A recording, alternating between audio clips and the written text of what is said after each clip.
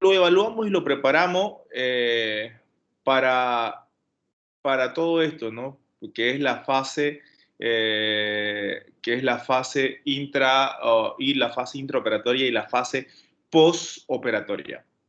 Bueno, entonces la fase intraoperatoria va a continuar al periodo de preparación y evaluación preoperatoria. No se olviden que en el periodo de preoperatorio hacíamos una fase diagnóstica, hacíamos una fase preparatoria y una fase diagnóstica, ¿no?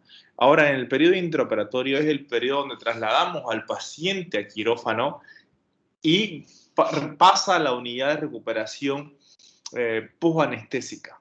Bueno, entonces es ese periodo donde nosotros tratamos al paciente, donde se lo va a operar al paciente, ¿ya? En sí no termina cuando cerramos la herida quirúrgica, sino termina cuando el paciente cuando pasa la recuperación posanestésica, le dan de alta en la recuperación posanestésica y ese culmina el periodo intraoperatorio. Bueno, entonces, para hablar del periodo intraoperatorio y estar hablando mejor de todo el manejo en quirófano, porque ustedes van a empezar más adelante a entrar al quirófano cuando todo esto se normalice, ya sea conmigo o con otros doctores, van a empezar a entrar al quirófano. Tienen que ir conociendo cómo moverse en quirófano, tienen que ir conociendo las áreas de quirófano, ¿no? ¿Por qué? Porque tienen que entrar sin miedo, no tienen que tenerle miedo si ustedes lo conocen.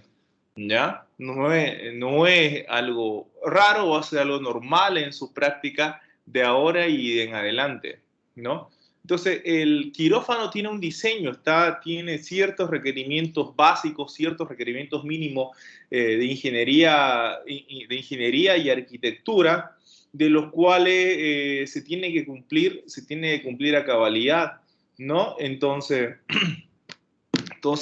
eh, ¿cuáles son los objetivos de esto? ¿No? Es minimizar la dispersión de los microorganismos infecciosos, facilitar el flujo de pacientes y el personal, que el paciente no se aglomere, que tampoco el personal esté muy aglomerado en las áreas de pasillo o en las áreas de quirófano.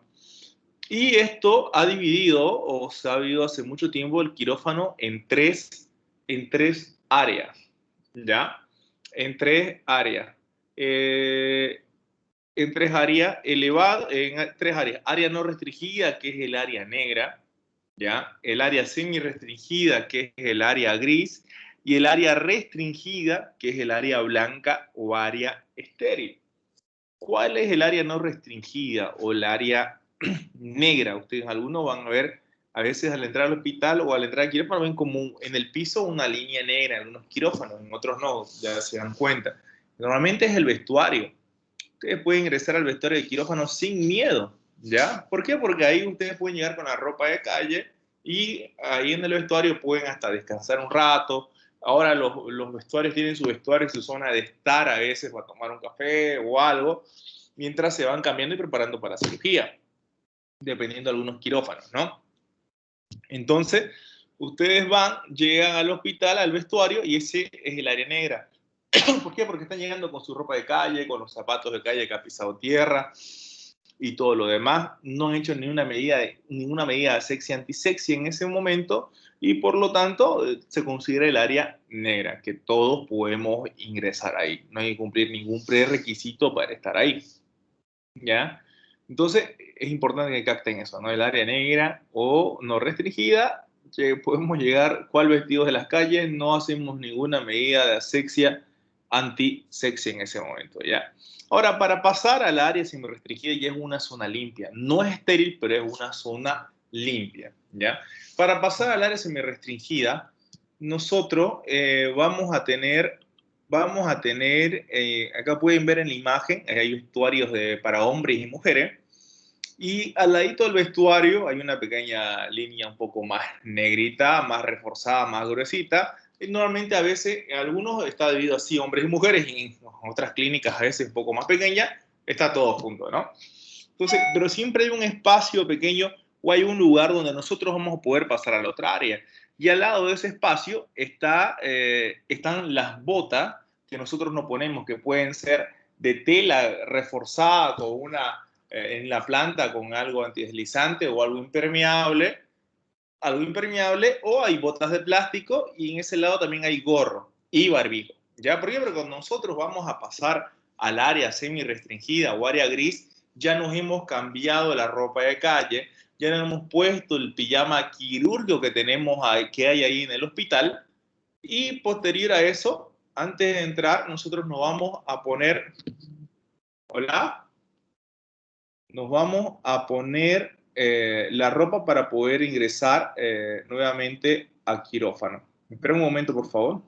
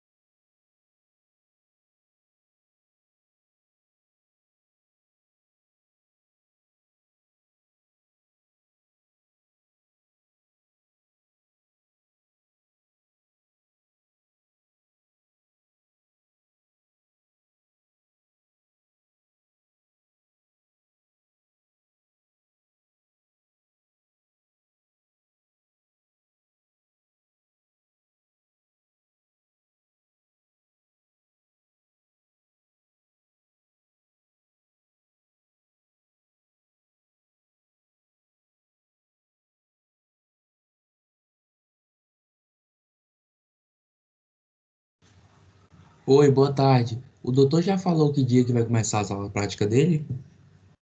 Não, ainda não, mano. O hospital ainda não liberou. Ah, beleza, mano. Valeu. Alguém sabe me dizer se já fez chamada? Ele descarrega a lista.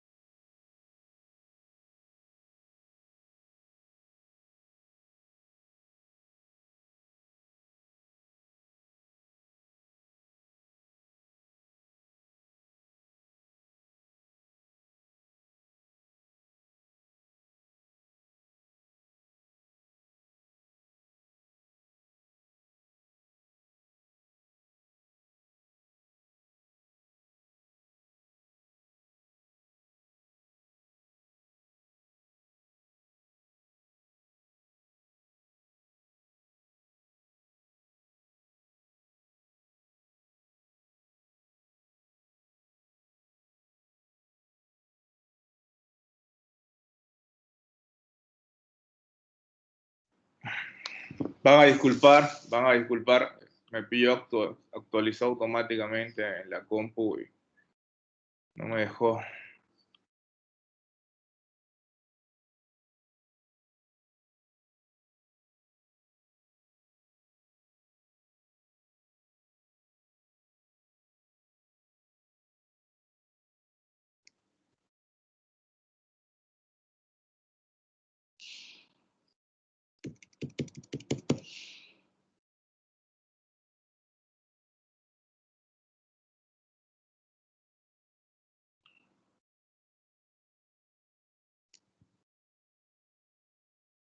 Bueno, continuando, ¿me escuchan? ¿Me escuchan?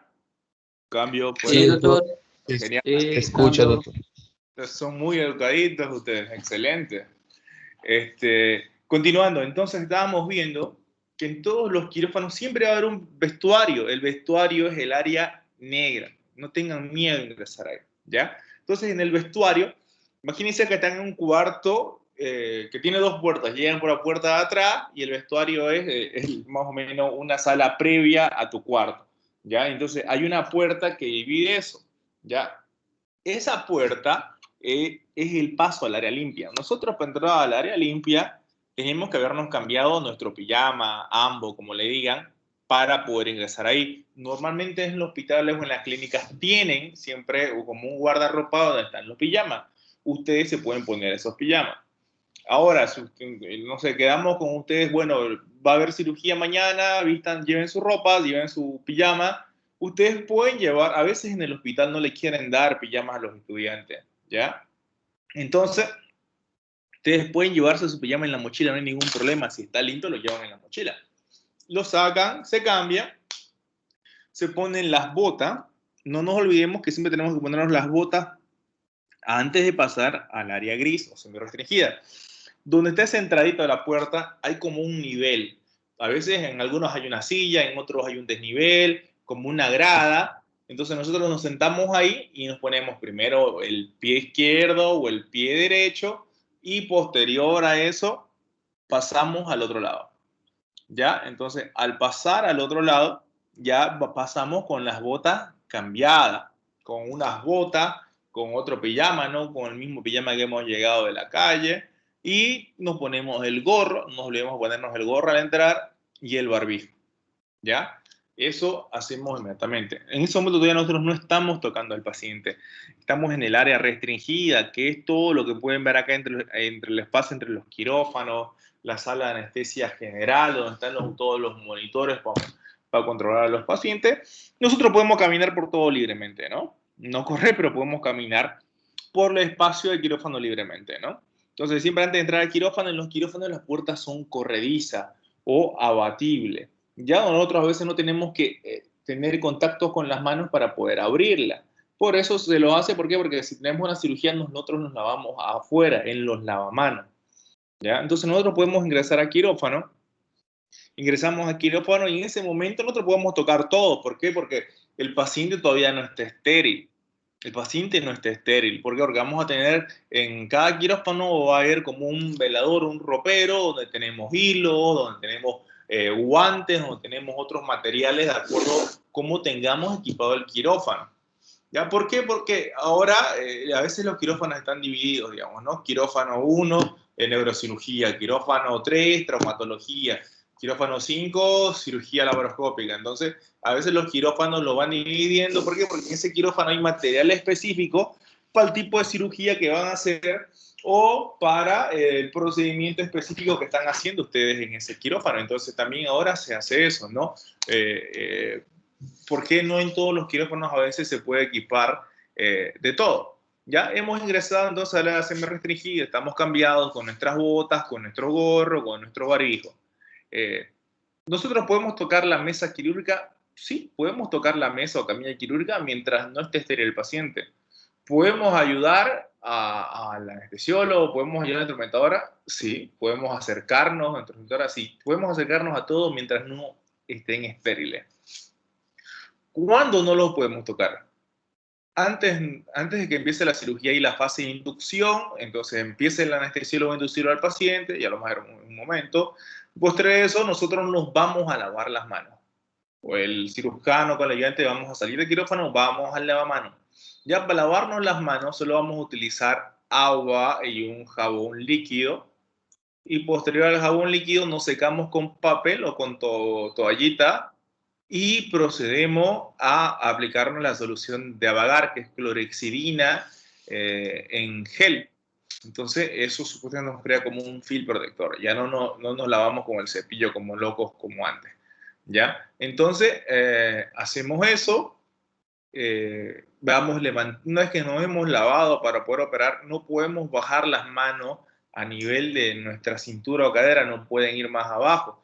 Entonces, entramos con las manos flexionadas, sin tocar nada, hacia arriba, y entramos y va a estar ahí la instrumentadora esperándonos con una bata, con un camisolín largo, nos los va a calzar ella, nosotros nos ponemos el camisolín y ella nos pone el guante, ¿no? Siempre nos va a poner el guante derecha.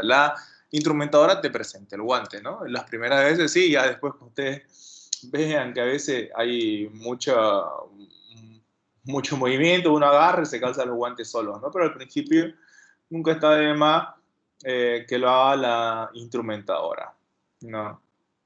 Entonces, eso lo hace la instrumentadora y posterior a eso ya nosotros estamos estériles. Una vez que yo estoy cambiado, estoy estéril, ustedes, si no están participando de la cirugía, no me pueden tocar, no se pueden acercar a mí. ¿Ya? Entonces, el cirujano en ese momento va a estar el paciente ya anestesiado, va a estar bien con una anestesia requerida, con el tubo. Vamos a proceder a asexentisirse al paciente, vamos a pedir povidine tópico. Algunos limpiamos con povidine tópico, o a veces los traumatólogos primero los lavan con povidine jabonoso, lo lavan, después le echan alcohol y después le echan povidine tópico, ¿no? Entonces todo el mundo tiene sus medidas de asexentisexia. Normalmente nosotros, siempre el paciente antes de subir al quirófano sube bañado, sube limpio, aseado, y ahí solamente le procedemos a proceder povidine tópico, donde vamos a hacer el procedimiento 10 centímetros, 15 centímetros más al margen, ¿no? De donde vamos a hacer la incisión o el procedimiento. Entonces lo pintamos con povidine tópico y después de pintarlo con povidine tópico ponemos los campos estériles. Una vez nosotros ya pongamos los campos estériles del paciente, ustedes no pueden acercarse al mesón quirúrgico, a la camilla quirúrgica. ¿Por qué? Porque ahí está todo estéril. ¿Ya? Yo les digo, porque a veces ha pasado cuando iban nuestros estudiantes, se acercaban, porque a veces uno tiene curiosidad, cuando uno es estudiante uno quiere ver de todo. Se acercaban mucho y contaminaban el campo quirúrgico, contaminaban la mesa de instrumentación, entonces todo eso. Tenemos que mantener una distancia más o menos 15 centímetros, que es lo que se recomienda. Entonces, con esa distancia de 15 centímetros, nosotros mantenemos un margen de seguridad, ¿ya? Y evitamos las complicaciones o evitamos contaminar el campo quirúrgico, ¿no? Entonces, eso es la parte blanca o la restringida para las personas que no están estériles. Bueno, entonces, esas son las tres áreas y es importante que ustedes las conozcan, ¿ya? Ahora, una vez que nosotros conocemos el área, tenemos que ver quiénes forman parte del quirófano o cuáles son los requerimientos mínimos que tiene que tener un quirófano. Un quirófano es la sala de operaciones donde se va a llevar el acto quirúrgico. Bueno, esto está ubicado, tienen que requerir ciertos espacios. Está controlado geográficamente, ambientalmente y vectorológicamente, ¿no? Y está restringido el flujo de entradas y salidas, como les decía. La única entrada del paciente es por la parte delantera, que cuando llega a la camilla, lo pasan a otra camilla que está ahí en el quirófano. ¿Por qué? Porque las camillas de quirófano, antes de entrar, las limpian, las desinfectan, las limpian. No las esterilizan, pero las desinfectan. Bueno, entonces, no nos olvidemos que igual el quirófano tiene que tener, sus paredes tienen que ser curvas. ¿Ya? ¿Por qué? Porque eso facilita la limpieza. Cuando las paredes son anguladas, no se puede llegar a limpiar a veces y se pueden quedar suciedades y eso nos puede hacer que haya una mayor replicación bacteriana, ¿no? También los quirófanos tienen que ser fríos. ¿Por qué tienen que ser fríos? Fríos por la replicación bacteriana, ¿ya? Entonces unas temperaturas entre 20 a 24 grados, un poco menos, no disminuyen la proliferación bacteriana, nos ayuda también cuando estamos operando con los camisolines a no transpirar mucho y evitar también el riesgo de infecciones quirúrgicas. Bueno, y la humedad tiene que mantenerse entre un 30 a 60%. Entre un 30 a 60%. Y las paredes del quirófano tienen que ser claras, de color claro. Ya no pueden ser oscuras. ¿Por qué? Porque nos va a facilitar también la limpieza. No va a ser fácil limpiar en una pared negra una mancha de bilis o una mancha de sangre. ¿Ya? Si la pared es blanca, vemos la bilis o vemos la sangre que ha manchado por la cirugía previa y lo limpian, ¿no? Es mucho más fácil identificarlo, es mucho más fácil poder reconocerlo, todo ese tipo de sustancias. Bueno, entonces eso es importante para la limpieza de quirófano y mantenerlo limpio, porque si nuestro quirófano no está bien mantenido y no está limpio, nuestras cirugías se van a contaminar, los pacientes van a tener muchas infecciones y no nos va a gustar cómo evoluciona el paciente, ¿no? Entonces tenemos que tener en cuenta todo esto también nosotros. ¿Por qué? Porque a veces ustedes van a trabajar con médicos generales, directores, administradores, tienen que tener conocimiento básico de esto. Bueno, el personal quirúrgico, el personal o el equipo quirúrgico va a estar conformado por el anestesista, por el cirujano principal, por el primer ayudante y segundo ayudante, la enfermera circulante y la instrumentadora. ¿Ya? En este equipo es claro identificarlo. ¿Ya? Tenemos que ser claros identificándolo. Entonces, el cirujano es el que va a llevar a cabo la intervención, es el jefe de quirófano. El jefe de quirófano es el cirujano, no el anestesiólogo. Entonces, eso tienen que tenerlo también presente. Si ustedes llegan a ser cirujanos, ustedes son responsables de la cirugía. El anestesiólogo va a decir, doctor, el paciente está mal. Ustedes dicen, ¿podemos proseguir? ¿Vos lo ves estable o no? Está estable. Entonces, o está medio inestable. Bueno, suspendo, no empezamos la cirugía porque lo veo muy inestable. Y ustedes lo suspenden o reprograman la cirugía.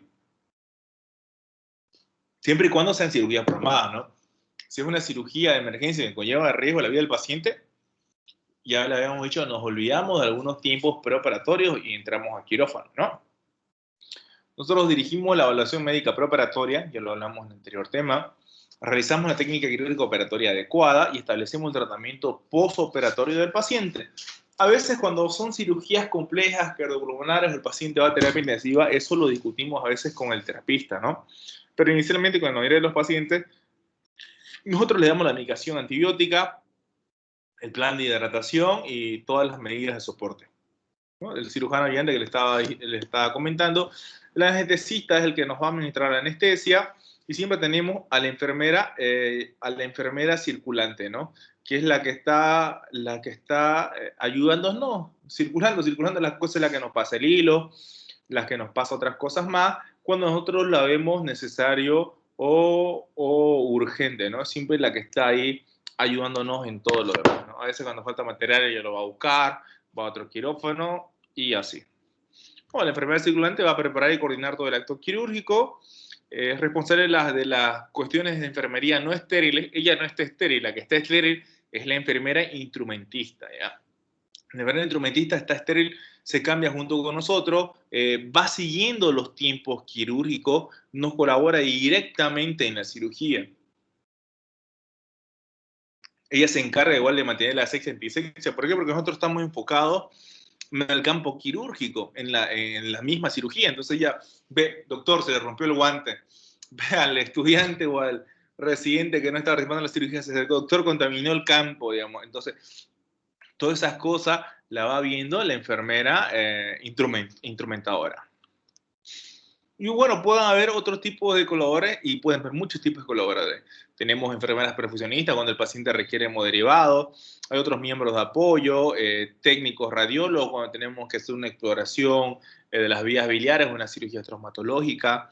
El patólogo tiene que estar presente cuando hacemos una cirugía oncológica, a veces cuando requerimos histopatología por congelación para ver si está dentro de márgenes libres, no está dentro de márgenes libres, y todas esas cosas las vamos viendo. Como se están dando cuenta, formamos equipo antes en la fase preoperatoria y formamos otro equipo también en la fase intraoperatoria. Siempre vamos a trabajar en equipo. Es importante el trabajo en equipo y siempre lo vamos a estar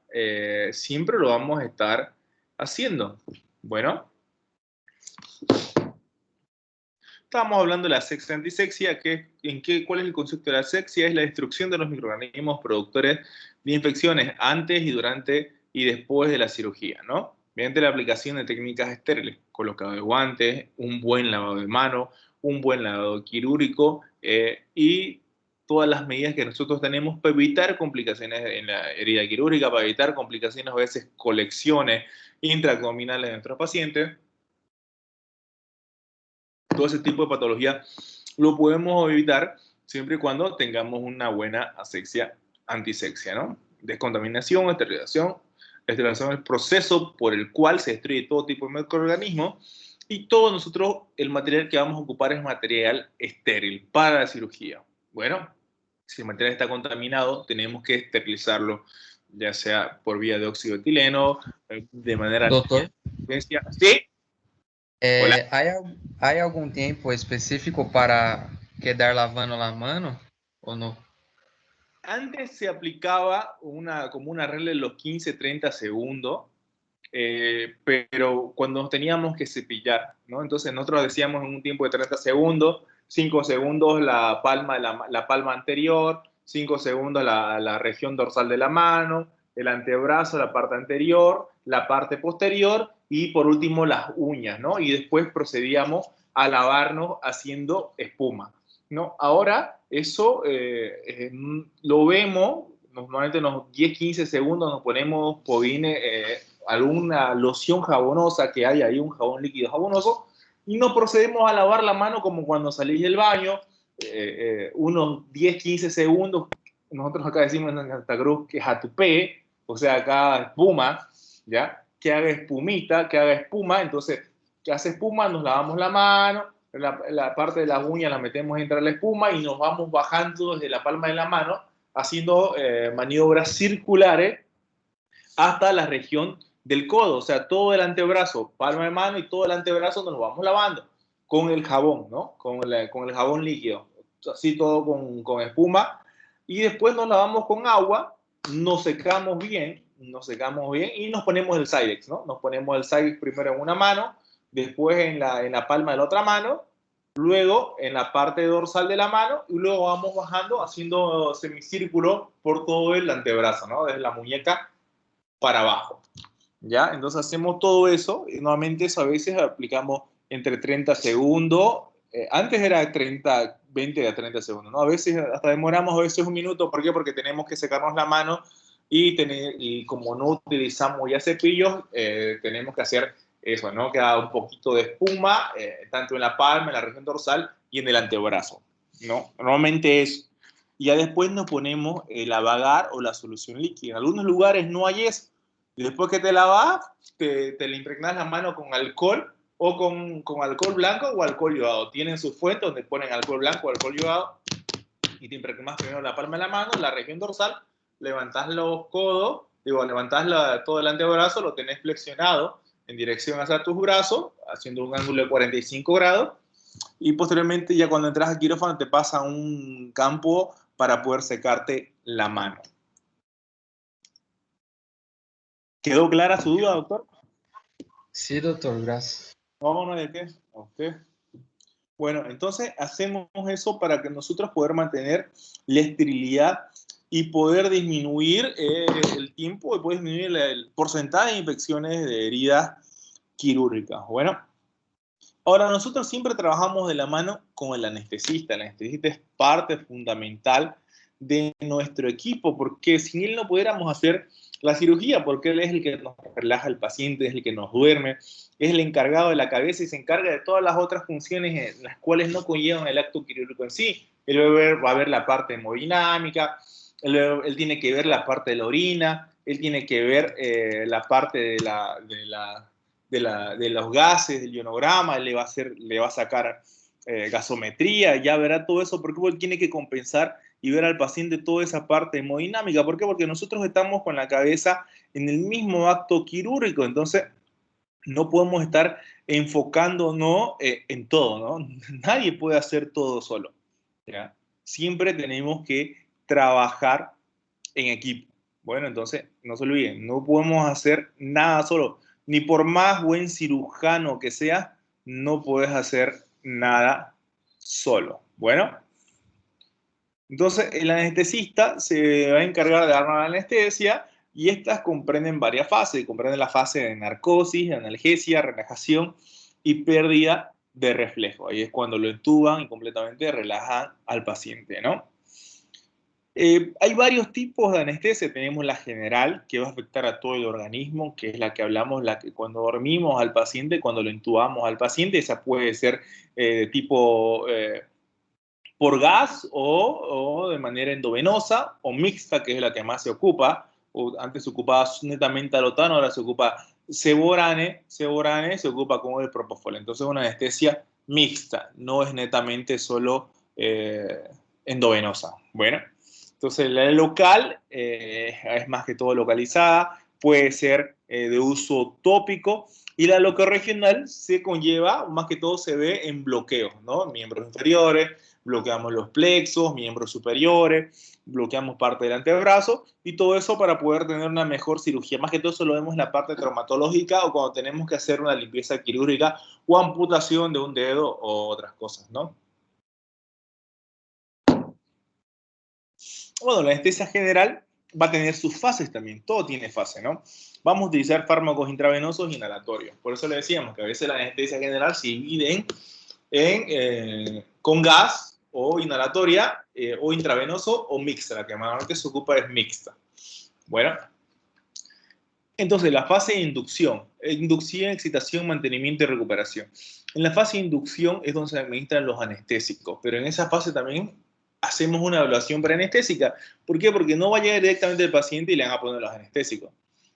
Pasa el paciente a la camilla quirúrgica y anestesiólogo empieza una fase de monitoreo. Le pone el tensiómetro, pulso oxímetro, le pone los electrodos durante 5 minutos y lo va observando para ver si no tiene bradicardia, si no tiene un pico hipertensivo y todo lo demás, ¿no? Si presentara una patología y no revirtiera con el tratamiento médico inicial que ellos a veces le dan para recuperar la bradicardia o para bajar la hipertensión, que a veces es por el estrés, porque el mismo paciente se estresa y eso a veces te produce picos hipertensivos, ¿no? Entonces, si no procede a mejorar, se cancela la cirugía. Entonces lo dice, mire doctor, esto está así, usted decide si seguimos o no seguimos. Como les digo, si es una programada, se la suspende y se reprograma nuevamente al paciente, ¿no? Entonces no olvidemos la fase de inducción, excitación, luego procedemos a inducirlo, el paciente pierde toda la capacidad sensitiva, vamos a la fase de excitación, nos va a subir la presión arterial, la presión sistémica, y tenemos la fase de mantenimiento, donde estamos toda la cirugía. En esta etapa le decimos al paciente, al anestesiólogo, que a veces nos relaje, porque lo relajan con atracurio. Entonces el atracurio tiene un periodo de vida media entre a veces 40 minutos, 60 minutos, entonces hay algunos pacientes que son más resistentes, hay que darle un poquito más, ¿no? Nosotros lo vamos sintiendo, a veces ustedes, su primera cirugía van a veces entrar a separar, van a entrar a retraer algo, entonces ustedes van a sentir la dureza cuando el paciente, primero está todo blandito, después va pasando el tiempo y el paciente va haciendo fuerza. El mismo cuerpo quiere despertar. ¿Ya? Entonces ustedes le dicen al cirujano y el cirujano le dice al anestesiólogo, por favor, relajalo más, que el paciente está hipando, que está haciendo fuerza y no nos permite trabajar tranquilo, ¿no? Tienen que tener miedo de decir eso. ¿Por qué? Porque si no vamos a poder trabajar bien, ¿para qué seguir trabajando, no? Luego tenemos la fase de recuperación, es cuando el paciente empieza a eliminar los fármacos, le empezamos a quitar las drogas y lo pasamos a la sala de recuperación. Bueno, toda cirugía, todo procedimiento tiene reacciones adversas, ¿no? A veces nos presentan reacciones adversas a nivel del sistema nervioso central, a veces algunas personas provocamos estimulación inicial, va a seguir una depresión y a veces se puede inducir hasta la muerte si no vamos controlando el nivel anestésico, no vamos monitorizando bien al paciente. Siempre tiene que estar pendiente, el anestesiólogo tiene que estar pendiente de la oxigenación. Muchas veces el tubo se mueve, muerde en el tubo y lo hacen hiperselectivo la intubación y el paciente entra en periodos de hipoxemia y normalmente después el paciente termina con muerte encefálica porque estuvo mucho tiempo en hipoxia y no le llegó oxígeno al cerebro y no estamos prácticamente operando un cadáver, ¿no? Entonces él tiene que estar pendiente de todo eso, viendo los signos que nos va lanzando el monitor. Y a veces nosotros lo vemos reflejados también en la misma cirugía. Vamos cortando tejido y vemos que la sangre, de ser un rojo vivo, se va poniendo más un rojo oscuro y luego se va poniendo un rojo azulado. ¿Por qué? Porque no hay oxígeno, no está circulando oxígeno, no hay una homeostasis a nivel del intercambio alveolo-capilar y vemos que la sangre se torna mucho más oscura a un rojo azulado. A nosotros nos ha pasado en una cirugía laparoscópica, estábamos operando al paciente, una cirugía de colon, y ya estábamos 2 horas de cirugía, el anestesiólogo se fue, a veces lo deja al residente, y vemos que estamos cortando el tejido y vemos que nos empieza a cambiar el color de los tejidos de la tripa. Se empieza a tornar más isquémica y nosotros pensábamos que era porque habíamos clampeado, pues no, y luego seguimos cortando tejido y vemos que la sangre empieza a salir un poco más oscura. Le decimos a este, revisé tu tubo, y cuando se dio cuenta empezó a revisarlo, el tubo se había salido y la paciente está hipoxémica. En ese momento hemos suspendido todo para que la vuelvan a entubar y demás cosas, ¿no? Entonces, nosotros también estamos atentos cuando vemos esos cambios en el mismo proceso quirúrgico, ¿no? También pues estamos pendientes de todo lo que pueda pasar. Bueno, continuando. La anestesia local, dentro de la anestesia local, es la que se aplica de manera tópica para la extracción de un diente, para la cirugía ocular, ¿ya? Entonces, nos puede traer complicaciones y en medicina todo te puede traer complicaciones. Y eso funciona siempre explicarle eso al paciente. ¿De qué médico, de qué cirujano nos tenemos que preocupar? Del cirujano que te diga, no te va a pasar nada, te garantizo 100% del éxito de este procedimiento. Entonces, de esa persona tiene que preocuparse o tenemos que empezarnos a preocupar, ¿no? Las complicaciones están descritas en todo. Ha habido un caso acá de un ginecólogo que estaba en su consultorio poniendo un implante mamario, le estaba poniendo la anestesia local con lidocaína, se olvidó de aspirar, directamente inyectó y fue un vaso arterial. No nos olvidemos que la lidocaína se utiliza como tratamiento antiarrítmico, ustedes que han llevado ya eso en fármaco. Entonces, si ustedes lo meten en eso directamente a bolo, sin diluirlo ni nada, lo meten a bolo, el paciente puede llegar a hacer una parada cardíaca. Entonces, este paciente hizo una parada cardíaca, no lo sacaron, y luego pudieron recuperar al final, hizo una muerte encefálica, y luego la paciente se murió, y luego el ginecólogo se terminó suicidando, ¿no? Entonces, siempre nosotros cuando estamos aplicando anestesia con la jeringa de manera tópica, siempre tenemos que aspirar. O sea, vamos a meter las jeringas donde creemos que tenemos que inyectar y primero aspiramos. No nos viene sangre o no nos viene sangre de manera como si fuera arterial, que nos empuja la jeringa, vamos inyectando y vamos inyectando. Y van retirando poco a poco. Es de la parte profunda a la parte superficial. Aspiramos, inyectamos. Aspiramos y vamos inyectando. Ya luego llegamos a la parte final y vamos a hacer que la piel se haga como una cáscara de naranja. Entonces hemos visto que hemos agarrado todas las capas, ¿ya? Todas las capas. Entonces, hemos agarrado todas las capas y sabemos que el paciente está con la anestesia local bien, o sea que está bien aplicada, ¿no? Eso tienen que tener en cuenta ustedes. Bueno, y también tenemos los bloqueos locorregionales. Tenemos bloqueo troncular, bloqueo de plexo y regional intravenoso. El bloqueo regional intravenoso, ¿no? Perdón. El bloqueo troncular. Tenemos el epidural y el raquídeo. Esto normalmente nos ocupamos a veces en algunas cirugías de emergencia o en las cesáreas ocupamos el bloqueo raquídeo. El bloqueo epidural lo ocupamos a veces en unas cirugías de vesícula, algunos lo ocupan en cirugías de peritonitis. ¿Por qué? Porque nos va a bloquear todo lo que es a nivel de las vértebras para abajo, desde la L1, L2, nos va bloqueando. Algunos hasta lo pueden hacer mucho más arriba. Ya no nos olvidemos la diferencia entre los dos. Uno va al espacio subaranoideo y el otro va al espacio extradural y epidural.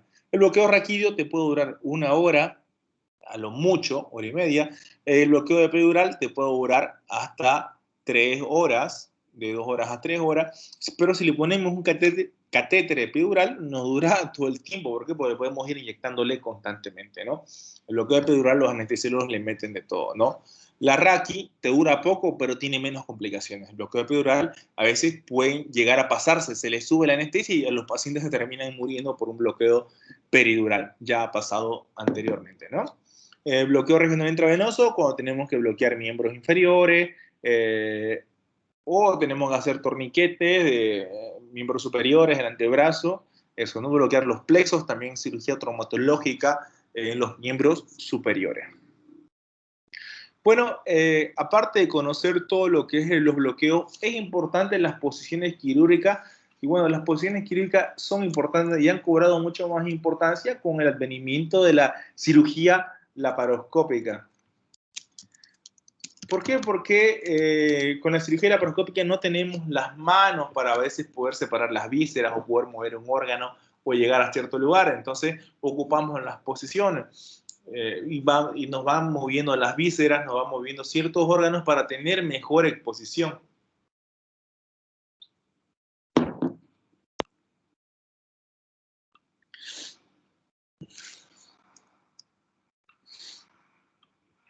Bueno, para tener mejor exposición, ¿no? Entonces, nos va a... ¿Cuáles son los objetivos? Alinear el esqueleto correctamente, evitar la presión innecesaria en los nervios, proporcionar una expansión torácica adecuada, evitar oclusión de arteria y también la mejor exposición para el campo quirúrgico que estamos haciendo, ¿no?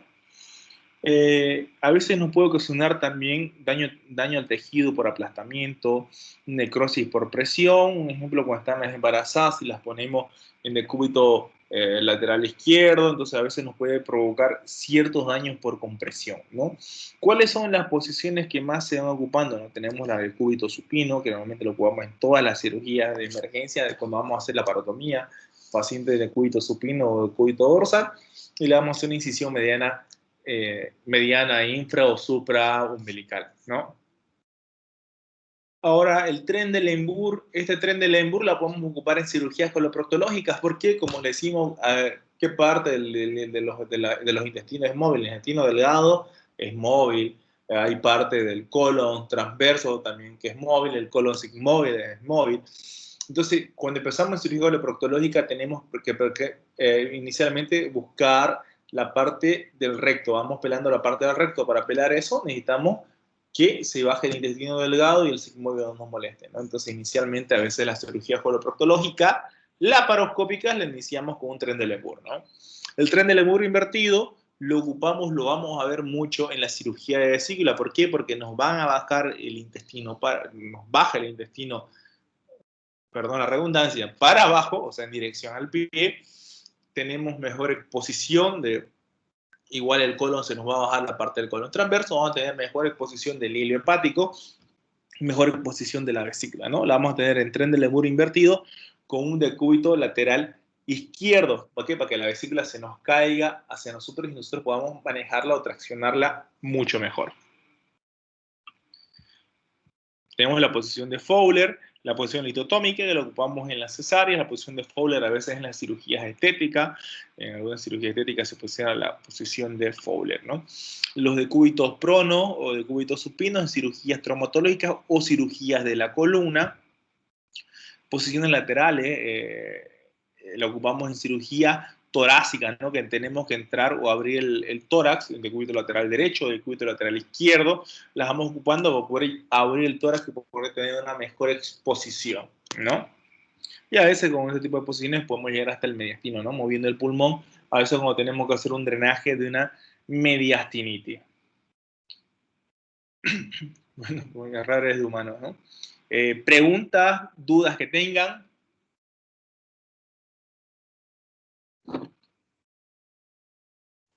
Doutor, desculpe, pero ¿sabe cuándo la primera paseada, cuándo va a ser? El 23.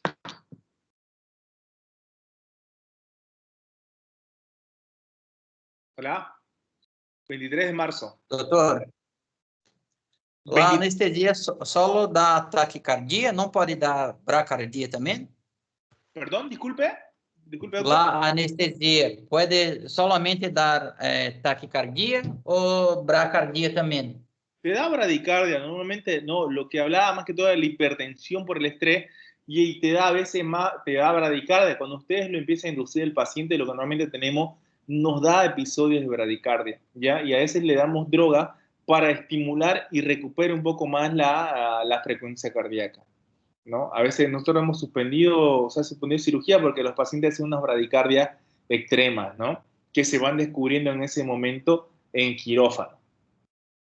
Igual, para las cirugías hepáticas, nosotros tenemos al paciente con una hipotensión sostenida y un episodio de bradicardia. ¿Por qué? Porque no queremos que nos sangre el parénquima hepático. Si le pasamos volumen lo que normalmente lo hacen los anestesiólogos, abrirle el suero y pasarle volumen, porque se deshidratan por la anestesia, nos aumentan la presión venosa central. Entonces, nosotros en estos casos necesitamos que nos bajen la presión y nos tenga al paciente con la presión baja, no le pasan líquido, le forzan la diuresis y mantienen o elevan la presión con drogas, con drogas para poder tener una presión aceptable, ¿no? Entonces, vamos jugando con eso y todo eso va dependiendo del tipo de cirugía que se esté realizando o el tipo de procedimiento quirúrgico. Doutor, uma pergunta. Claro. Você falou em início que tem que fazer toda uma esterilização antes da cirurgia, certo? O paciente que está em lo quarto até chegar em lo centro cirúrgico não vem contaminado com alguma coisa de lo quarto? Ou quando chega em centro cirúrgico também hacen uma esterilização do paciente? El paciente normalmente eso lo vemos en la parte de cirugía ambulatoria. Siempre nosotros cuando vamos a tener un paciente de cirugía ambulatoria en la parte programada, hablando de la parte programada, cuando es emergencia no nos importa si viene bañado en caca, lo limpiamos en ese momento con solución fisiológica, con viene tópico, si tenemos que abrirlo de emergencia lo abrimos. Ya después veremos cómo tratamos las complicaciones de la contaminación. Los pacientes a veces que lo manejamos de manera ambulatoria, nosotros le decimos, bueno señor, ese día de ir al quirófano, por favor, cómprese pudines jabonoso, cómprese un jabón, báñese completamente, después de bañarse, póngase el pudines jabonoso en el lugar donde lo vamos a operar y se lo limpia. El paciente va así al quirófano, ¿no?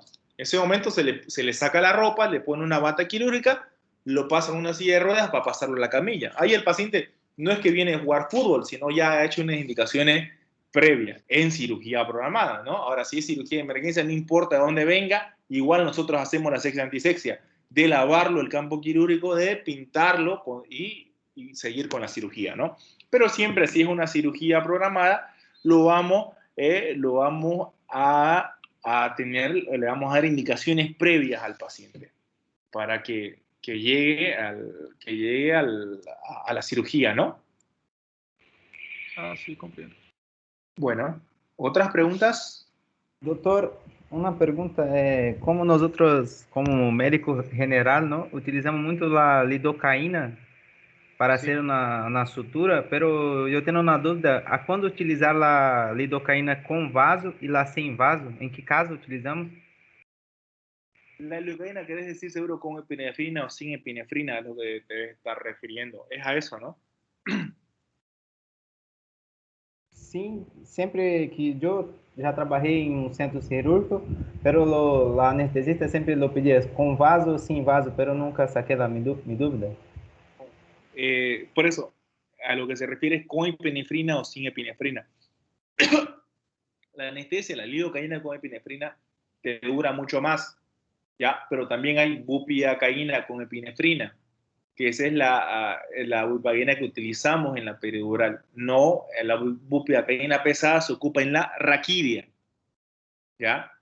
Entonces, la bupivacaína pesada sin epinefrina se ocupa en la raquidia y luego la bupivacaína con epinefrina se ocupa en la peridural, ¿ya? Ahora también hay lidocaína con epinefrina o sin epinefrina. La lidocaína con epinefrina a veces lo ocupamos, ¿por qué? Porque nos va a extender el periodo de duración del mismo bloqueo que nosotros vamos a aplicar ese momento. Entonces, esa sería más que todo la diferencia.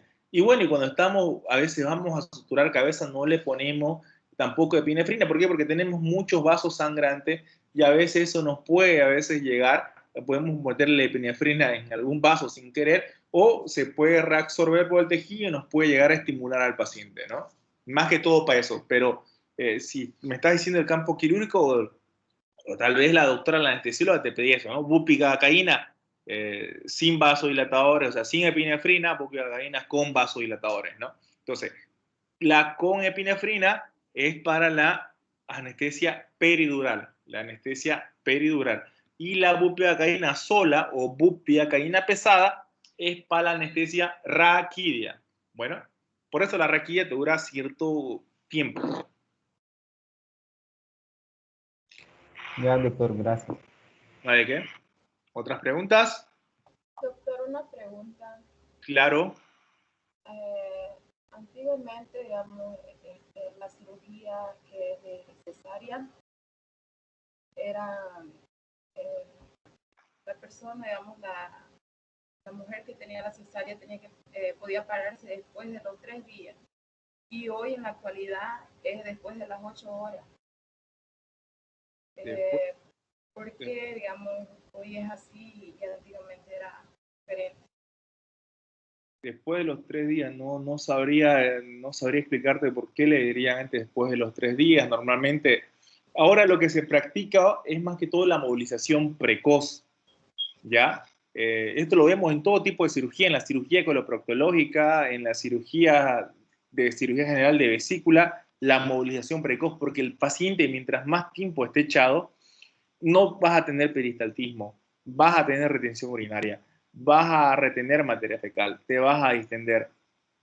Al estar echado vas a juntar secreciones, vas a hacer neumonía, se puede infectar la herida quirúrgica, porque cuando te moves salen las secreciones, cuando vas moviéndote vas eliminando gases, vas aumentando el peristaltismo, vas eliminando las secreciones que tenemos en los campos pulmonares, ¿no? Y no solo es en la cesárea, ahora en todo se indica movilización precoz, ahora a las mujeres les hacen cesárea, pasa a las 6 horas o si lo operaron en la noche, y en la mañana tiene que empezar a moverse. Bueno, señora, muévase, muévase, muévase. ¿Por qué? Porque la ayuda está para la eliminación de los loquios. ¿Por qué? Porque la embarazada tiene los loquios. Y si no se moviliza, se van quedando los loquios ahí y se va sobreinfectando eso después. Entonces, en todo ahora se indica movilización precoz, no solo en la cesárea. Bueno. Doctor, otra pregunta. Disculpe, en una cirugía cesárea, digamos, después de 6 horas la paciente presenta hemorragia interna, ¿debido a qué? Normalmente hay que ver cómo fue la cirugía, cómo fue la cesárea. El problema es que el útero, no nos olvidemos que es un músculo prácticamente. Ustedes cuando estén abriendo un paciente y cortan el músculo, tienen vasos que a veces cuesta hacerlos sangrar. Perdón, cuesta hacerle hemostasia. Entonces, cuando ustedes cortan el útero un músculo y luego solo lo suturan la parte muscular. ¿Por qué? Porque no van a suturar todas las fibras, hacen puntos grandes, continuos y lo suturan. Ahora, la mujer secreta oxitocina, ¿ya? Y eso ayuda a la contracción del útero. Entonces, cuando se van contrayendo las fibras musculares, no va a haber sangrado de la pared, no va a haber sangrado de la pared del útero, del músculo que está dentro. ¿Por qué? Porque lo que está dentro es la parte del músculo, que se ha desprendido toda la placenta y lo ha dejado puesto el músculo lo ha dejado babeando. Es como si ustedes se cayeran de una moto de la bicicleta y se les fuera toda la piel y van a ver la parte del músculo, ¿está? Eso les va a sangrar. Ustedes lo que hacen, lo limpian y le ponen un vendaje compresivo, pues no podemos ponerle un vendaje compresivo ahí al útero, ahí adentro. Entonces, ¿qué es lo que pasa? Le ponen oxitocina y le ponen un peso o le hacen masajes uterinos. Pero a veces, cuando son multíparas o a veces cuando las pacientes no pueden secretar oxitocina, no responde bien a la oxitocina, ni por más masaje que le hagas, el útero va a seguir sangrando. Y ahí hay que entrar y sacarlo y hacerle una histerectomía de emergencia. ¿Por qué? Porque ese útero es un útero flojo. Ese útero no se ha podido contraer, porque normalmente las mujeres salen de la cesárea o terminan un parto y su útero se queda duro, se queda como una piedra prácticamente. Entonces, eso es lo que se tiene que obtener, por eso le estimulan, le hacen masaje uterino y le ponen la oxitocina en el suero, ¿no? Pero si no responde eso, hay que entrar a quirófano y sacarle el útero. Si no, se va a morir la paciente. O sea, si ya tuvo un hijo, ya después puedes adoptar, pero cualquier otra cosa, pero es mejor tener una paciente viva a que se te muera por darle más chance al útero. Está bien, doctor, muchas gracias. No, ¿de qué? ¿Alguien otra duda?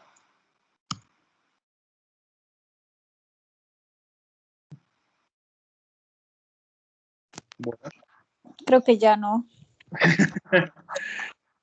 No nos olvidemos, el 23 del examen, la próxima clase les voy a dar el tema de postoperatorio y les voy a poner un caso clínico para que ustedes hagan un trabajo para que les ayude como nota para el examen. Entonces nos vemos la próxima semana. La otra semana igual nosotros en el hospital tenemos una reunión para ver cuándo vuelven los estudiantes y les aviso cualquier cosa. Si no hay Ya, otro, doctor, muchas gracias. hasta luego. Nos vemos. Doutor, já descarregou a lista? Disculpa, Já descarregou a lista? ¿el sistema?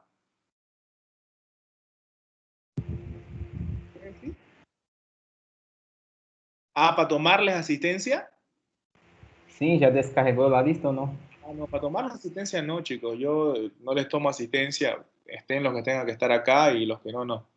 Ya, así que por esa parte no hay problema por mí. Bueno, si no hay otra pregunta más, nos vemos. Hasta luego. Chao, chao. Hasta luego, doutor. Gracias. Hasta luego, doctor. Muchas gracias. Hasta luego, doctor. Gracias. Hasta luego, doctor.